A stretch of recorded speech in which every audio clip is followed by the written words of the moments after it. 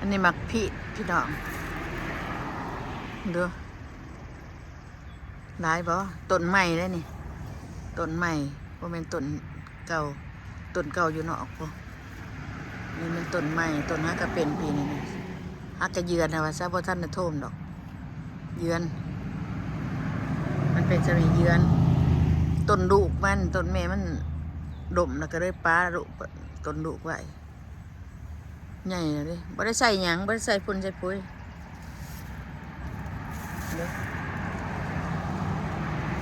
บัดมันชุกมากินน้ำกันนะพี่น้องเด้อบัดมันใหญ่มันแก่หมากอันนี้แซ่บอยู่ถ้าหน่อยบ่ได้ปิดทางนอกมันบ่เป็นก็เด้อจ้องไว้แบบนี้ล่ะหมากหลายปีนี้ได้เห็นเป็นปีกายก็บ่ได้เป็นปีชาหน่อยปีกายนะปีนี้ก็บ่โทมดอกปีหน้าเพิ่นสิโทมนี่หลายดีนะพี่น้องเอ้ย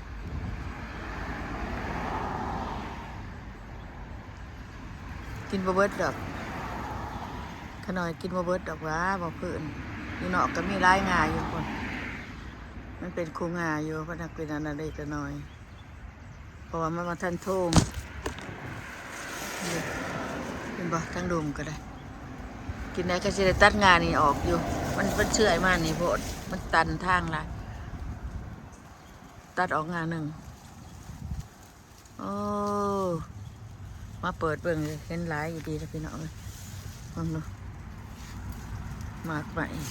แซ่บหมากใหม่อันนี้ก็เลยมันกรอบดี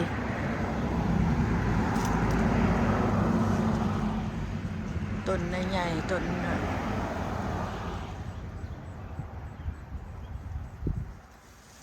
มันเป็ดมากินน้ำกันนะพี่น้องเด้อว่ามันแก่จังหน่อยนี่มากินน้ำกันว่ามันหน่อยเลยเด้องานนี่สิจับจุกให้เบิ่ง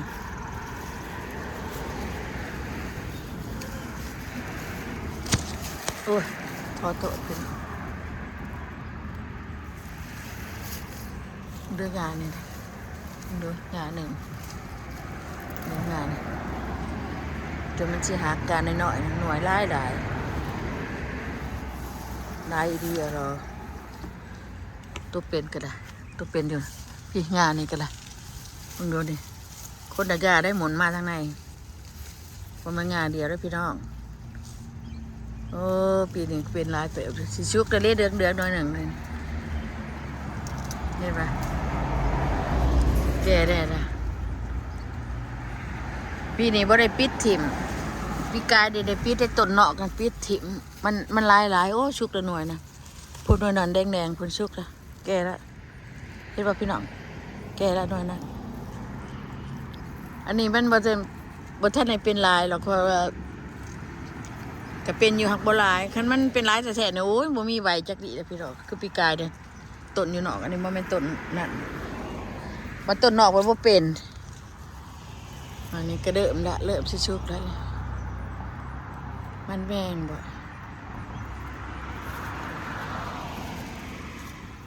หลายดีเหรอได้กินบ่เบิดเลยมาเบิดคักๆแล้วเลยหลายก็งานน้อยๆแน่ๆเนี่ยเป็นเบิดเลยเพียงหัวเข่าเขาขายอยู่ตลาดกระแพงนะพี่น้องข้าว1-2 ดอนโดยบ้านถ้าว่า2 ข้าวต่อกิโลเนาะ2 ข้าวเป็นกิโล1ตรงนี้นี่งานน้อยหนึ่งนี่เป็นนี่ตรงนี้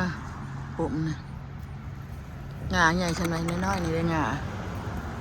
นี่งาน้อยๆนึกมึงมาคนนะเพื่อชุกดิห่วย